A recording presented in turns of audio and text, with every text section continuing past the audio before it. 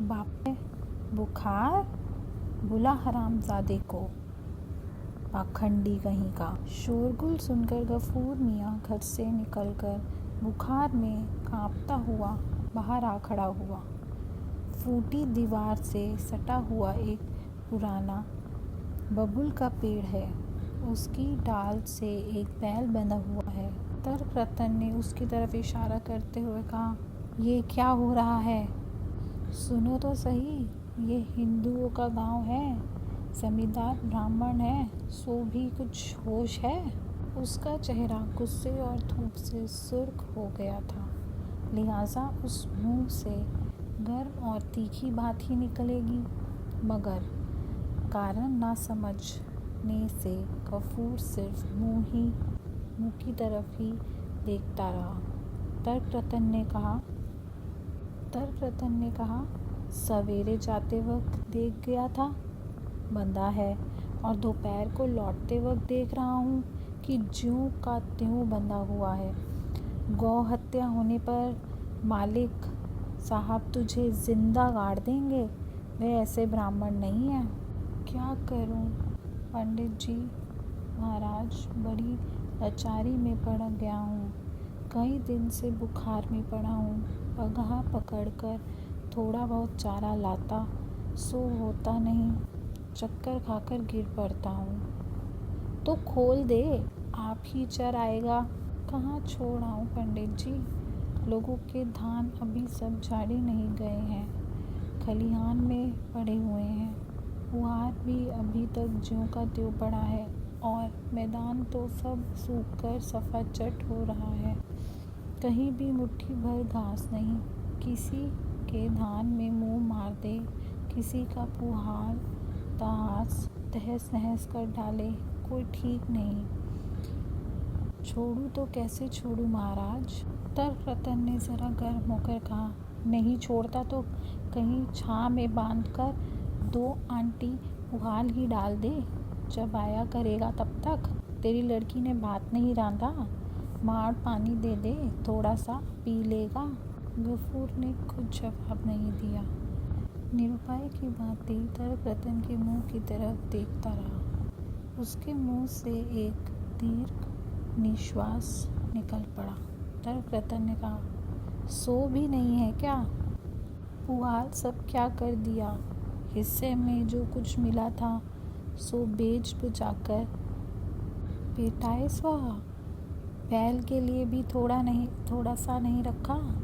कसाई कहीं का। ऐसे कठोर शब्द सुनकर गफूर की मानो जबान बंद हो गई। क्षण भर बाद उसके आहिस्ता से कहा, जो कुछ हिस्से में मिला था सो मालिक साहब ने पिछले बकाया में रखवा लिया।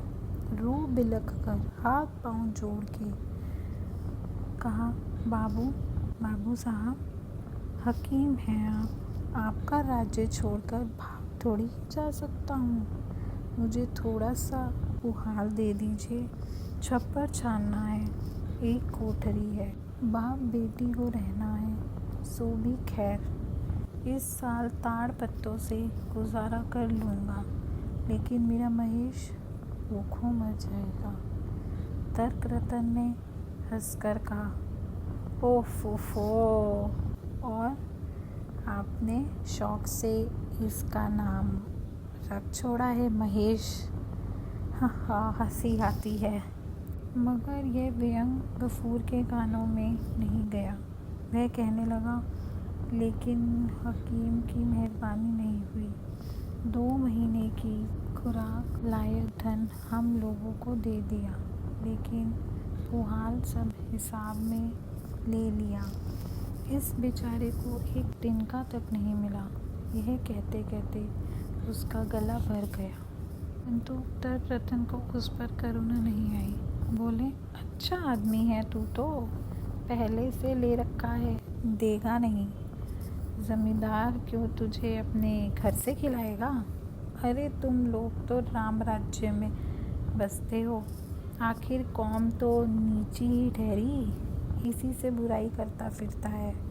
गफूर ने लज्जित होकर कहा, बुराई मैं क्यों करने लगा महाराज?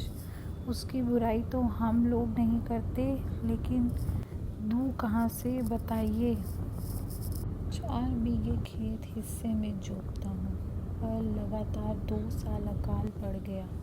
खेत का धान खेत में सूख गया। बाप बेटी को दोनों छाप भर पेट खाने को भी नहीं मिलता। घर की तरफ देखिए, वर्षा होती है तो बिटिया को लेकर एक कोने में बैठकर रात बितानी पड़ती है। पैर फैलाकर सोने को भी नहीं मिलता। महेश की तरफ देखिए, हड्डियां निकल आई हैं। दे ना दीजिए महाराज, थोड़ा सा पुहाल उधार दे दीजिए। 2-4 दिन इसे भरपेट खिला दूंगा। कहते कहते ही वह ब्राह्मण के पैरों के पास बैठ गया। तर्क रतन। महेश तीर की तरह 2 कदम पीछे होकर बोल उठे, अरे मेरे पैर छू लेगा क्या? नहीं महाराज, छूऊंगा क्यों? छूऊंगा नहीं। इस साल दे दीजिए महाराज, थोड़ा सा पुआल दे दीजिए। आपके यहाँ 4 ट्राले लगी हुई है। इस दिन मैं देख आया हूँ, थोड़ा सा दे देने से आपका कुछ मालूम भी ना होगा। बड़ा सीधा जीव है, मुंह से कुछ नहीं कह सकता, सिर्फ टुकुर टुकुर देखता रहता है और आँखों से आंसू ढालता रहता है। तर्क रतन ने कहा, उधार तो ले लेगा, पर अदा कैसे करेगा, सो तो बता। गफूर ने उदास होकर व्यंग स्वर में कहा, जैसे बनेगा मैं चुका दूंगा महाराज जी, आपको धोखा ना दूंगा।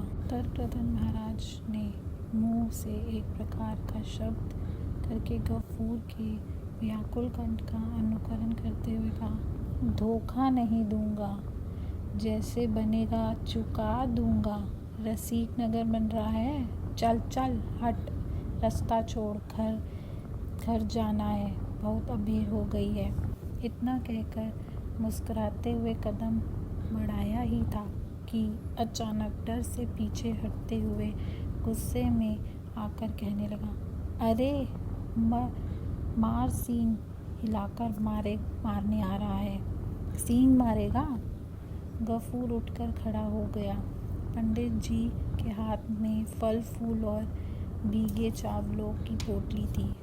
उसे देखते हुए गफूर ने कहा, गंध मिल गई है ना उसे, इसी से कुछ खाने को मांगता है। ठीक, जैसा खुद गवार है वैसा ही बैल है। पुआल तो नसीब नहीं होता, केले चावल खाने को चाहिए। हटा रास्ते से एक तरफ हटाकर बांध, कैसे सींग है, किसी दिन किसी को जान ले। कहते हुए पंडित जी एक तरफ से बचकर निकल गए। गफूर उसकी तरफ से नज़र हटाकर कुछ देर तक महेश की तरफ एकटक देखता रहा। उसकी गंभीर काली आंखें वेदना और भूख से भरी थी। उसने कहा, मुझे मुट्ठी भर दिया नहीं। उन लोगों के पास बहुत है, फिर भी देते नहीं किसी को। कहते कहते उसका गला रोंद आया और आँखों से टप आंसू गिरने लगे। महेश के पास आकर चुपचाप उसके गले पर, माथे और पीठ पर हाथ फेरते हुआ चुपके से कहने लगा, महेश, तू मेरा लड़का है। तू हम लोगों को 8 साल तक खिलाता पिलाता रहा। बूढ़ा हो गया है, तुझे मैं भरपेट खिला भी नहीं सकता, लेकिन तू तो जानता है कि तुझे मैं कितना चाहता हूँ। महेश ने इसके उत्तर में सिर्फ गर्दन बढ़ाकर आराम से आंखें मीच ली।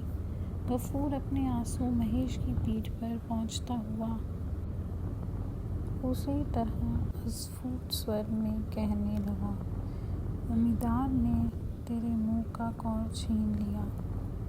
मसान के पास जो चरने की जगह थी उसे भी